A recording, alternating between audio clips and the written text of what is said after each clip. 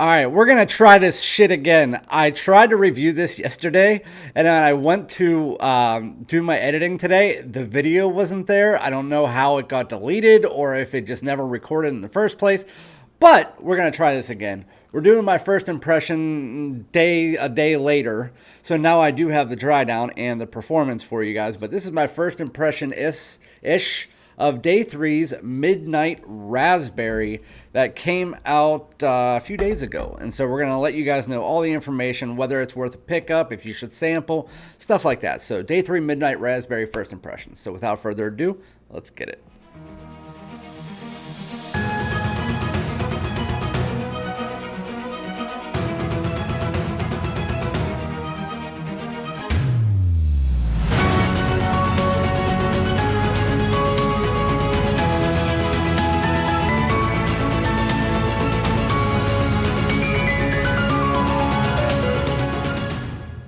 What's good, my great smelling dudes? Welcome back to my channel. My name's Randy, aka Fragrance Dude, back at you talking about a brand new release from the house of Day 3 and their third this year. The other two from the house I really enjoy. They are my two of my three favorite releases of 2025. Crossed every type of fragrance, indie, niche, or designer. They are two of my favorites. Day 3 Tres Oldos is my number one. You can see how much I used it. Pineapple ring, cinnamon, drenched in honey, so good. Desert Rain is their fresh anytime fragrance. Black currant tea, cactus blossom, a little bit watery, woody, fresh, clean, really nice, in collaboration with the singer Colton Dixon. They also released Royal Reflection, which is a rose soliflor. Very lightweight. My wife wears that. And now we're going into this one. This is Midnight Raspberry. Again, I recorded my video yesterday. Well, I thought I did, and it either got deleted, which it wasn't in my deleted, so I think I accidentally just didn't press record.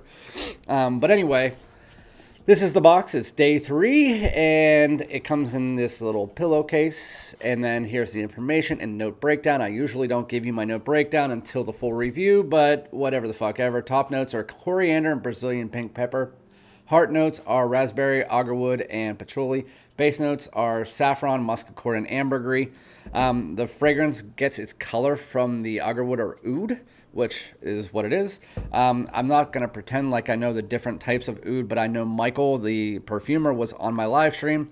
He showed us the piece of oud that was in a beaker that was macerating, and it's what created the color. And there's a certain type of oud.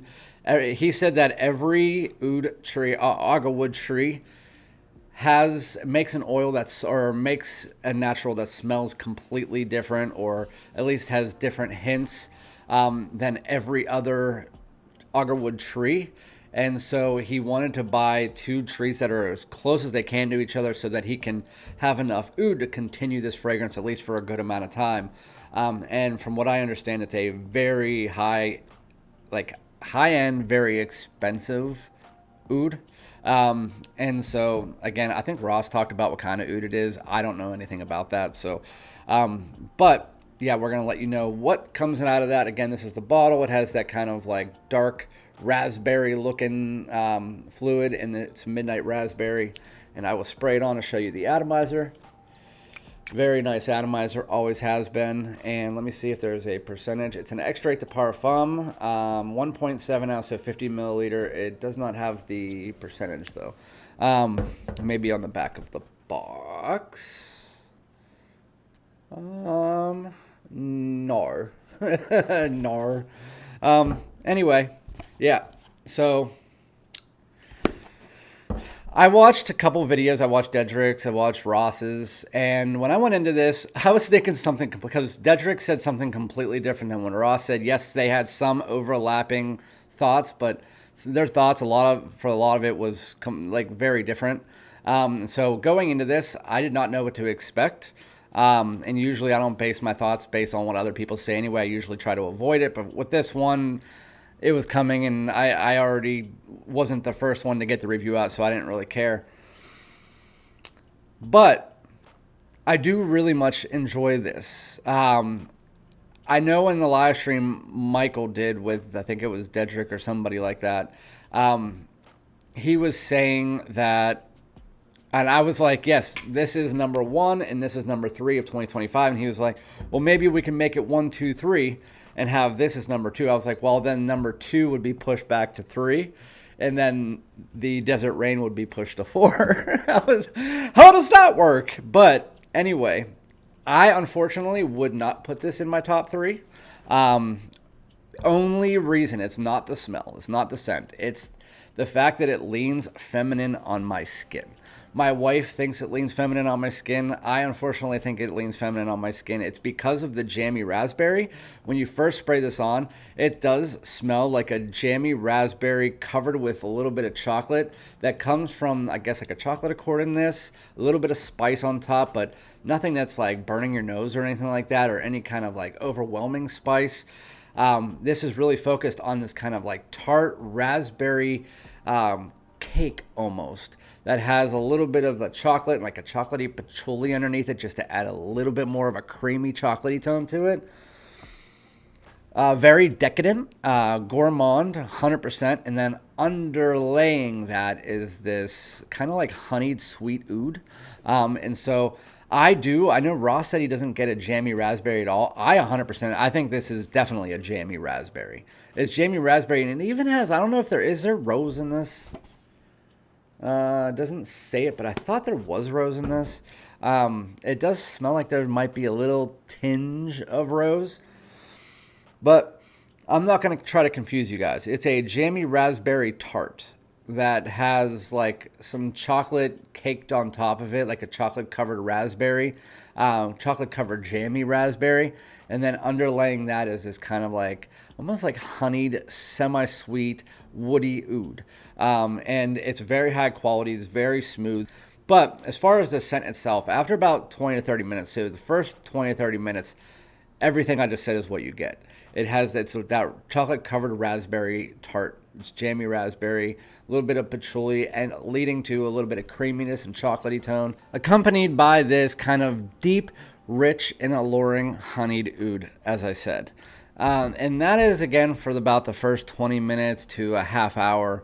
And then this fragrance, it doesn't necessarily fully change, but that is where it kind of just... And not one note really takes over this fragrance. At like in the opening, you get more raspberry than anything, yes. In the dry down, you get more of that oud than anything, and it does become the main player at that point in time. But it's not like overwhelmingly so. So the spices just kind of linger throughout the fragrance. It just adds a nice undertone to the fragrance. Again, it's not too spicy. It's not overwhelmingly fruity. Even that chocolate and a little bit of that oud just kind of abate the overwhelming fruitiness from that from the raspberry in the opening, making it feel more like a cake or a tart. But once you get about, again, 20 to 30 minutes into the fragrance, that is where the oud really starts to pop, at least on my skin, and it starts to abate the symptoms of the raspberry chocolatey tart, and it kind of makes those go underneath the fragrance until they start to, at about 30 minutes, 45 minutes, the creamy patchouli kind of just starts to overtake the raspberry in the chocolatey tone. And then that oud, that kind of honeyed, semi-sweet oud, is really sitting on top, being the main player of the fragrance. And I've heard that from a few of my subscribers that have gotten it in so far, is that some of them get a lot of the raspberry, a lot of the tartness, and some of them hardly get any of that, and they get a ton of the oud. So I think this might be one of those skin chemistry scents. So overall, again, that woodiness comes in, and it becomes an oud dominant scent after about 30 minutes. That's where it starts to really change. It's that raspberry, almost like a raspberry chocolate truffle or a raspberry chocolate tart. And then the oud starts to come in with the creamy patchouli, and then that kind of starts to take over, and then this becomes like 5% to 10% of the fragrance. And then at about an hour, this is like really a small portion, and it becomes more of the patchouli and oud heavy fragrance with a light spice underneath it. It's a little bit ambery, a little bit dark, a little bit sensual. The fragrance is blended masterfully. And I did not expect anything different from Michael. It's still in the line. I'm going to give Tres Autos number 1, Desert Rain number 2. Number 3 is going to be probably Bonnie, and then Aylin, and then Midnight Raspberry. The blend is masterful. The scent, the profiling is masterful. The raspberry is great. It's just that a little bit more feminine is the only drawback that I have, and that's just the way that it comes off on my skin personally. So make sure that you watch other reviewers, not just mine, to get a full scope and a full opinion on the fragrance to make your final decision, and then try it out first, and so that you can alleviate that price if you can try it and decide whether you want to buy it or not. So that is my first impression. Again, I will come back with a full review once I have worn it out on a date with my wife. It is cooler weather here, so it is the appropriate season. And then, yeah, I'll be back and let you guys know. But again, I'm going to give it an 8 out of 10. Again, it would be a 9 if it wasn't for the wearability on my skin. So, yeah, thank you guys so much. Remember to comment, and I'll be back with another one. Peace out.